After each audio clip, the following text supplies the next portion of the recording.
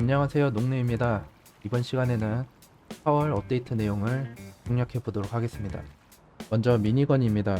생긴 것은 이렇게 생겼으며,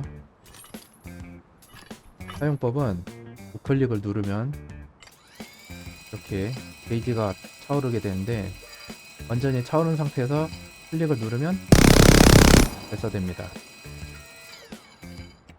미니건은 이렇게 장전하는 키를 누르게 되면 2레벨 작업대가 필요하다고 표시가 나오는데, 이렇게 2레벨 작업대에 접근한 다음 인벤토리에서 리로드 아이템을 누르면 총알이 재장전되는데 최대 300발이 장전됩니다. 현재 별도의 장전 모션은 따로 없는데 후에 업데이트 될 걸로 예상이 되네요. 장전할 때 탄약은 일반 초청탄만 장전이 가능합니다.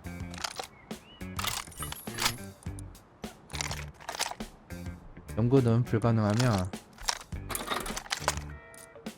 현재 수리 또한 불가능한 상태인데, 이게 의도한 건지 아닌지는 아직까지 확인하지 못했지만, 만약에 수리가 가능하다면 부품질 처하고 전자제품 잔해 전도가 필요할 것 같습니다.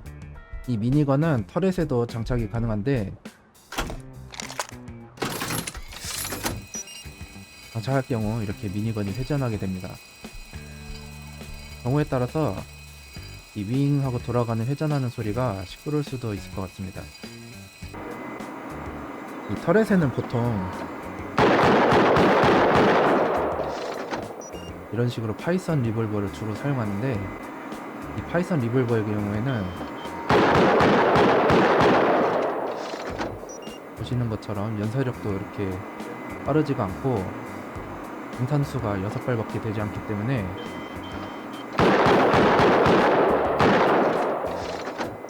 이렇게 재장전하는 동안에 공백이 발생하게 됩니다. 이 미니건의 경우 장탄수도 많고 연사력이 높기 때문에 파이썬 리볼버에 비해서 공백이 매우 짧습니다. 또한 이 터렛에 장착할 경우 재장전을 할 때 2레벨 작업대가 필요하지 않기 때문에 이론상 터렛에 장착할 수 있는 무기 중에 가장 터렛에 최적화된 무기라고 생각합니다.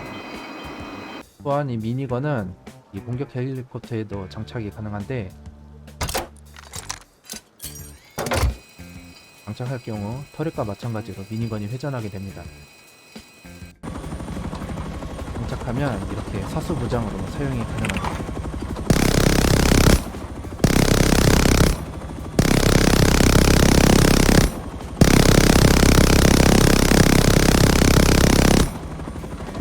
이렇게 재장전이 가능합니다.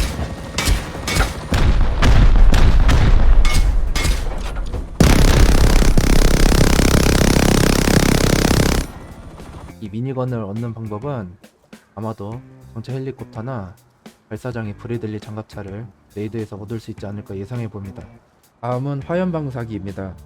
이전에 화염방사기와 별개로 군용으로 새롭게 추가되었는데, 생긴 모습은 이렇게 생겼으며,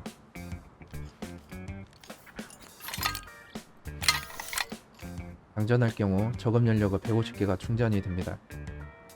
실험해본 결과 데미지는 기존의 화염방사기와 크게 다르진 않았지만, 장전했을 때 충전되는 연료의 양이 더 많고 사정거리도 더 긴 것으로 확인되었습니다. 그래서 이런 식으로 일반 화염방사기로는 닿지 않는 거리의 목표물도 이렇게 군용 화염방사기는 사정거리가 더 길기 때문에 공격하는 게 가능합니다.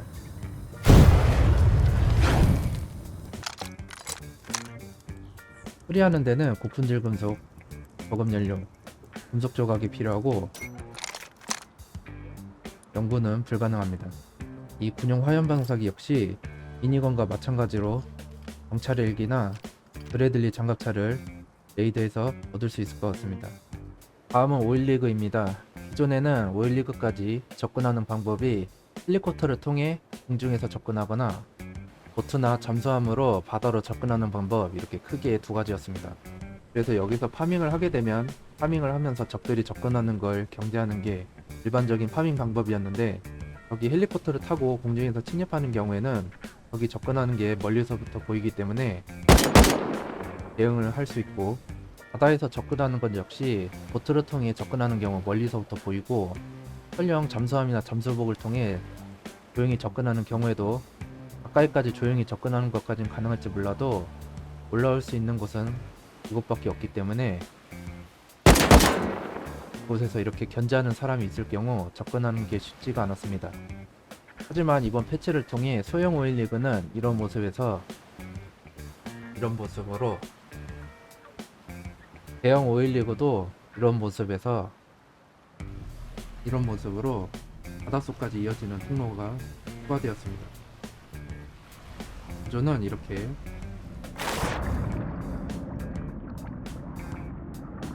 바닷속에 침입할 수 있는 입구가 있는데, 이를 통해 기존의 해저 연구기지처럼 잠수함이나 잠수복을 통해 진입하는 게 가능해졌습니다. 이렇게 들어오시면은 수직으로 이어지는 통로가 있고, 사다리를 타고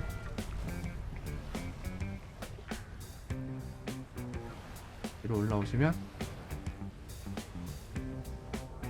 이런 식으로 이렇게 추가된 공간이 나오게 됩니다. 입구는 총 4군데인데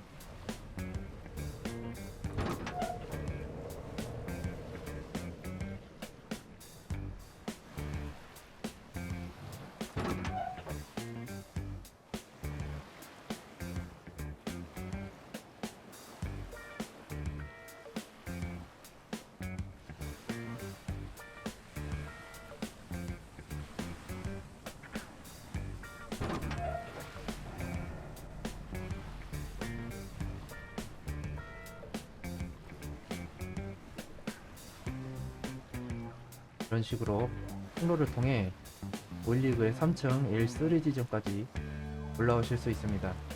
이 소형 오일리그도 동일한 구조인데 마찬가지로 이곳으로 들어오셔서 통로를 따라 올라오시면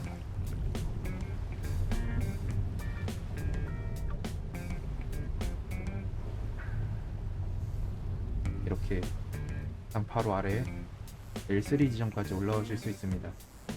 따라서 기존에 비해 방어해야 되는 지점이 더 늘어났으며 이 통로로 인해서 더 많은 변수가 발생할 것 같습니다.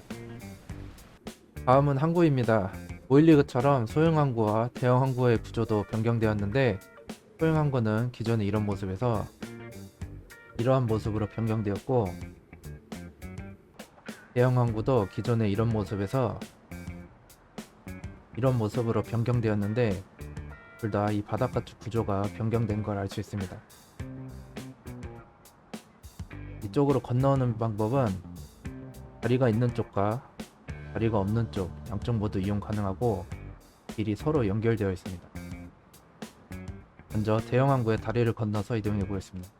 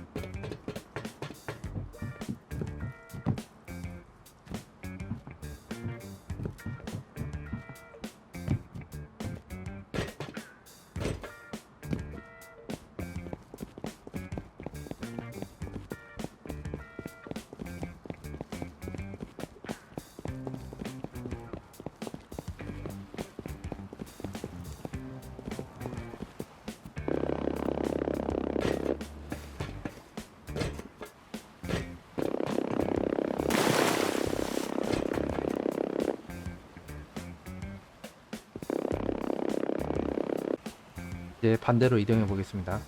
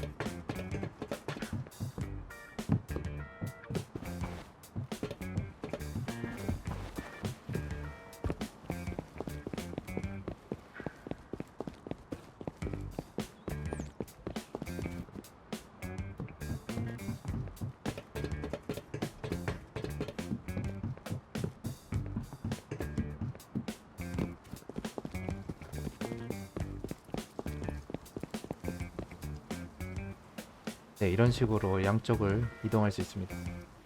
이번엔 소형 항구에 다리를 건너서 이동해 보겠습니다.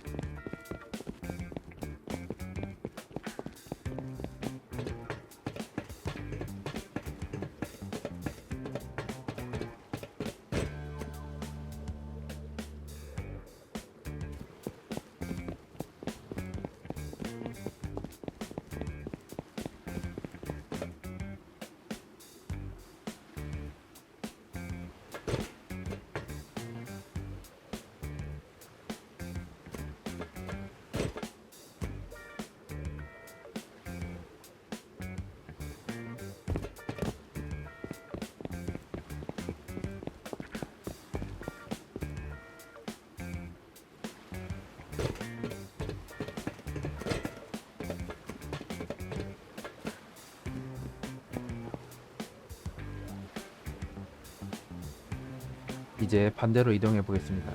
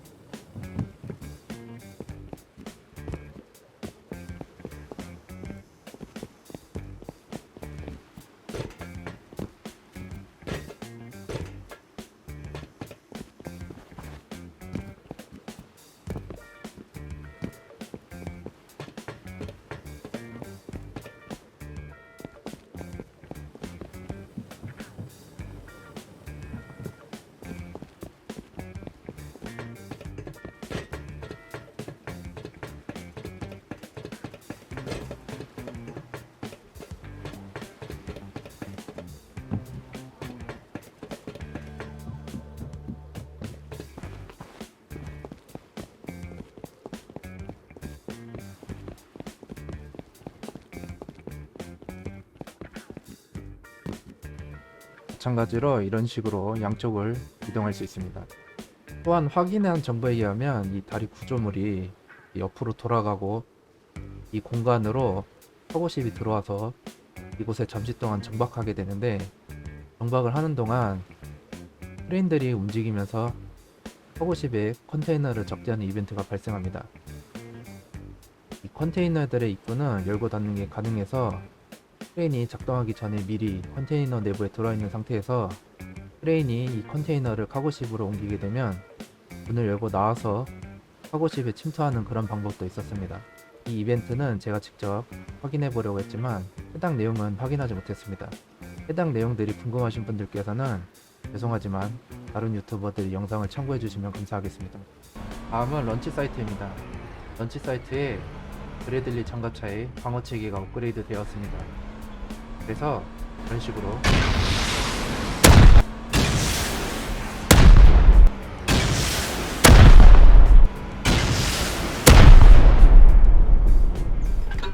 공격을 받게 되면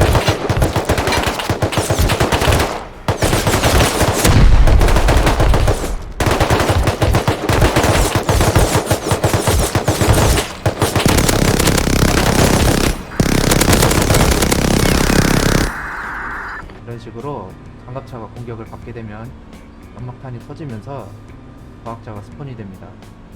공략하는 데는 크게 어렵진 않지만 경우에 따라서는 큰 변수로 작용할 것 같습니다. 마지막으로 도구함입니다. 도구함의 새로운 스킨이 업데이트 되었습니다. 전체적인 모습은 이렇게 생겼는데,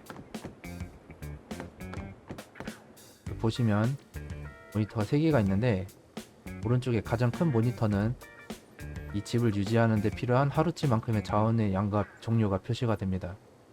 현재 보시면 이렇게 나무가 6개가 필요하다고 나와 있는데, 이렇게 도구함을 열어보시면 하루에 필요한 나무의 양이 6개인 것을 알 수가 있습니다. 여기서 토대 하나를 나무로 업그레이드하면 이렇게 필요한 자원이 늘어난 걸 볼 수가 있는데, 여기서 돌로 업그레이드를 하면 이렇게 집에 사용된 자원에 맞춰서 하루치만큼의 자원이 표시됩니다.